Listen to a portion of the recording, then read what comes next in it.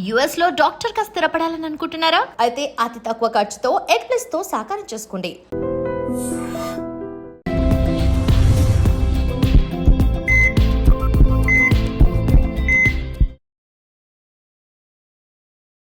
నమస్తే, welcome to healthy conversations with I dream media. నేను మీ Jhansi. So ఈ రోజు మనతో ఉన్నారు వంటింటి చిట్కాలకు కేర్ ఆఫ్ అడ్రస్ అయిన చిటిపొట్ల మధుసూదన్ శర్మ గారు.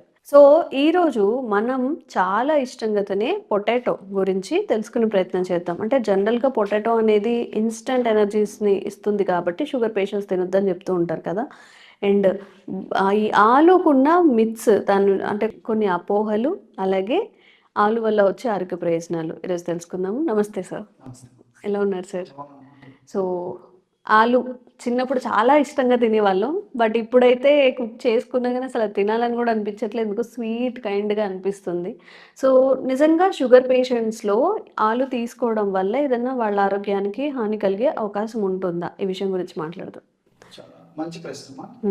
ఈ ఆలుగడ్డనే కొన్ని ప్రాంతాల్లో బంగాళదుంపలు ఉంటారు, కొన్ని ప్రాంతాల్లో ఉల్లగడ్డలు ఉంటారు. ఉల్లగడ్డల ఉల్లగడ్డలు అంటే ఇవి ఉల్లిపాయలు అనుకోండి. ప్యాజ్ ఆనియన్. ఈ ప్రాంతంలో ఉల్లగడ్డ ఓకే. జిల్లాలో ఎక్కువ ప్రాంతాల్లో ఉల్లగడ్డలు.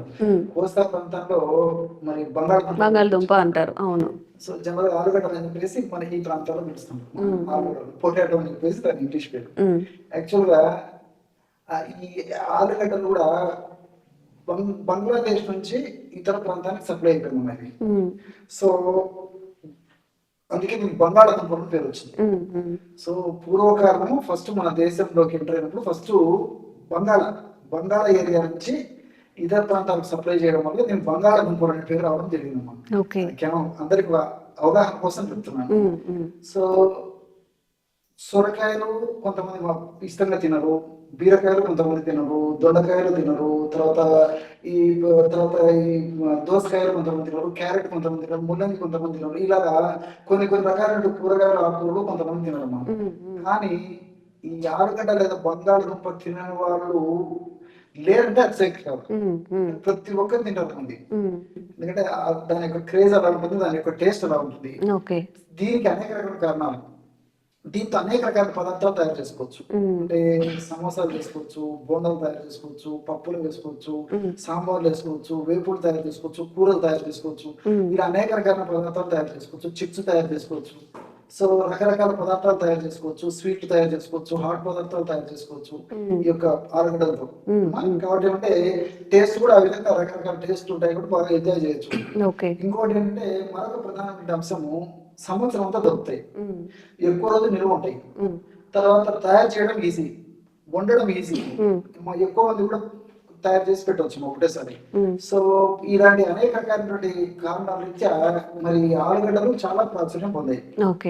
సో తెలిసి తెలియని అవగాహన లోపంతో మరి చాలా మంది కూడా ప్రతిరోజు ఆలుగడ్డలు లేని వంట లేనిదే ఆ రోజు వాళ్ళు కడుపు కూడా నిండదు, కడుపులో కూడా మిగతా పదార్థాలు పోయినటువంటి రోజులు వచ్చాయి. ప్రతి ఇంట్లో ఆలుగడ్డలు లేనటువంటి రోజు లేదంటే అది శక్తి కాదు. సో మీరు అన్నట్లు ఈ ఆలుగడ్డలు వాడుకోవడం వల్లనే షుగర్ చిన్న వయసులో రావడం జరుగుతుంది, వచ్చినటువంటి షుగర్ కూడా త్వరగా తగ్గకపోవడం జరిగేటువంటి పరిస్థితి కూడా ఉందమ్మా, చాలా మందికి తెలియదు. సో ఈ ఆలుగడ్డలో క్యాలరీస్ ఎక్కువ, అదే విధంగా అతిగా కార్బోహైడ్రేట్స్ ఉంటాయి మనం. సో మనం వాడేటువంటి విధానం కూడా ఎలా ఉందంటమ్మా, ఆలుగడ్డలు మీరు బాగా గమనించండి, చాలా ఇళ్లలో అదే విధంగా రెస్టారెంట్స్ లో కానీ తర్వాత పెద్ద పెద్ద హోటల్స్ లో కానీ ఎక్కువ శాతం సో పై పట్టు తొలగించేసేసి లోపల ఉన్నటువంటి వాటిని ఆలుగడ్డలు కూరలు తయారు చేసి మనకు ఇళ్లలో అలాగే చేస్తుంటారు, మన మార్కెట్ లో కానీ లేకపోతే అదే రెస్టారెంట్స్ లో హోటల్స్ కూడా చేస్తుంటారు. సో పై పట్టులో సూక్ష్మ పోషకాంశాలు ఉంటాయి, ఫైబర్ ఉంటుంది, అలాంటి దాన్ని వదిలేసేసి లోపల ఉన్నటువంటి భాగాన్ని మనం తీసుకుంటాం. అంటే ఇంచుమించు పైన 2 పొరలు తీసేస్తున్నాం చెప్పు తీసేటప్పుడు. సో సెకండ్ పొరలో ప్రోటీన్ ఉంటుంది. మన బాడీకి 2 అవసరం, సూక్ష్మ పోషకాంశాలు పోతున్నాయి, అదే విధంగా ప్రోటీన్ పోతుంది. కేవలము కార్బోహైడ్రేట్స్ ఉన్నటువంటి క్యాలరీస్ ఎక్కువ ఈ యొక్క పొటాటో లేదా బంగాళదుంప ఆలుగడ్డను మనం వాడుతున్నాం. దీని వల్లనే షుగర్లు, బీపీలు, కొలెస్ట్రాల్, వెయిట్లు, తర్వాత ఈ ఫ్యాటీ లివర్ ప్రాబ్లమ్స్, ఇంకా రకరకాల ప్రాబ్లమ్స్ వస్తున్నాయి అన్నమాట. అవగాహన లోపం చేత చక్కగా సద్వినియోగం చేసుకోకపోవడం చేత ఇలా జరుగుతున్నాయి అన్నమాట. అంతేకాకుండా ఈ యొక్క ఆలుగడ్డలను వాడేటువంటి విధానం కూడా మన వాళ్ళు ఏం చేస్తున్నామంటే ఫ్రై కూడా ఎక్కువ వాడుతుంటారు, ఉడకబెట్టి వాడడం తక్కువ. సో పద్ధతి ప్రకారం చెప్పుకోవాలంటే నేను చెప్పినటువంటి పద్ధతిలో పైన ఉన్నటువంటి తొక్కతో సహా ఉడకబెట్టి అప్పుడప్పుడు వాడుకోవచ్చు మనం. ఎందుకంటే మిగతా కూరగాయలు ఆకుకూరలో మరి క్యాలరీస్ చాలా చాలా తక్కువ. అంటే 100 గ్రాముల ఆలుగడ్డలో దాదాపు 90 వరకు క్యాలరీస్ ఉంటాయి. అంటే ఒక 2 బౌల్స్ అన్నం తిన్నట్టు అంతేనా? క్యాలరీస్ ఎక్కువ ఉండిపోయి అందులో మనం తీసుకునే పద్ధతి విధానం బాగాలేకపోవడం చేత ఎలా తీసుకోవాలి సార్? అంటే పొట్టుతో తీసుకోవాలా? ఎప్పుడు తిన్నా గానీ పొట్టుతో తినాలి, ఖచ్చితంగా తీసుకోవాలి.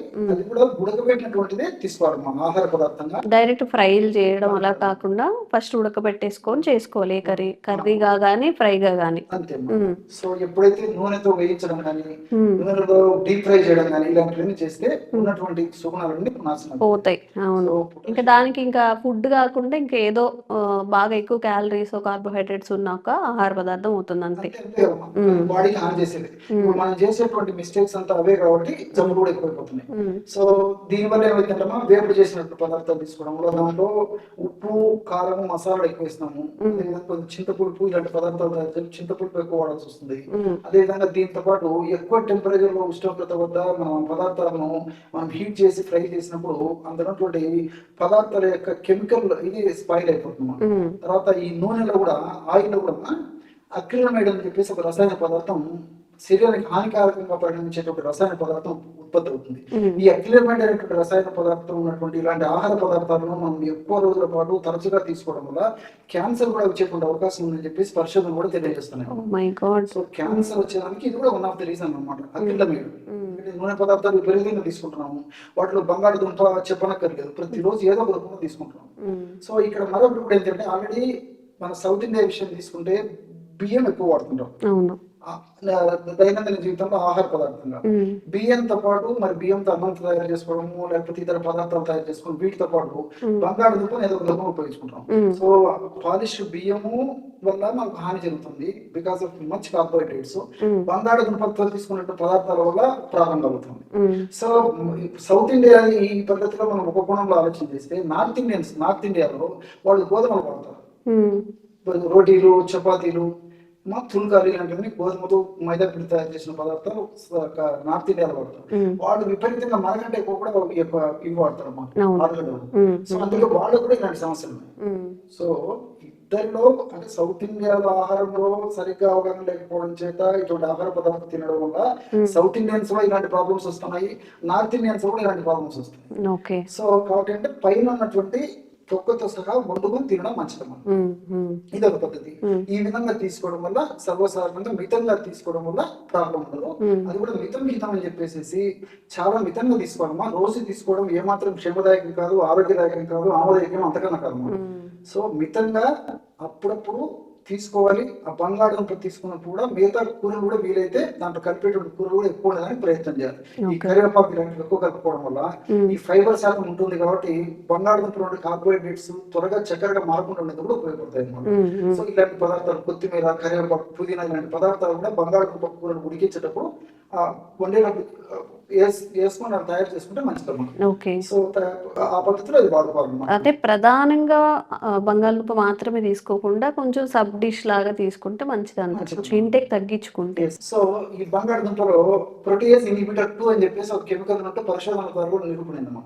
సో ఈ ప్రోటీయేజ్ ఇన్హిబిటర్ 2 అనేటువంటి పదార్థం బంగాళదుంప మనం తిన్నప్పుడు మన జీర్ణ వ్యవస్థలో ఈ కొలెసిస్టోకైన్ అనేటువంటి యొక్క ఎంజైమ్ ఎక్కువ ఉత్పత్తి చేస్తుంది. ఈ కొలెసిస్టోకైన్ అనేటువంటి ఎంజైమ్ ఎక్కువ ఉత్పత్తి అయితే ఆకలి తగ్గిపోతుంది. సో ప్రోటీయేజ్ ఇన్హిబిటర్ బంగాళదుంప మనం తీసుకోవడం వల్ల ఈ యొక్క ప్రభావం చేత ఆ కొలెసిస్టోకైన్ ఎంజైమ్ ఎక్కువ ఉత్పత్తి అవుతుంది కాబట్టి ఆకలి తగ్గిపోతుంది. కాబట్టి ఆకలి తగ్గడం వల్ల మనం తక్కువ ఆహారం తీసుకోవడానికి అవకాశం ఏర్పడుతుంది అనమాట. అలా కాకుండా మీరు ఫ్రైడ్ బంగాళదుంప కానీ చిప్స్ రూపంలో కానీ మరొక రూపంలో కానీ బాగా డీప్ ఫ్రై చేసినటువంటి బంగాళదుంప తీసుకున్నారు అనుకోండి, సో ఇవన్నీ స్పాయిల్ అయిపోతాయి. కాబట్టి దానివల్ల మనకు మంచి కంటే కూడా చెడు జరిగేటువంటి అవకాశం ఉంటుంది. కాబట్టి మరి బంగాళదుంపను అప్పుడప్పుడు ఉడికించినటువంటి బంగాళదుంపను ఆ యొక్క పైన యొక్క తొక్క లేదా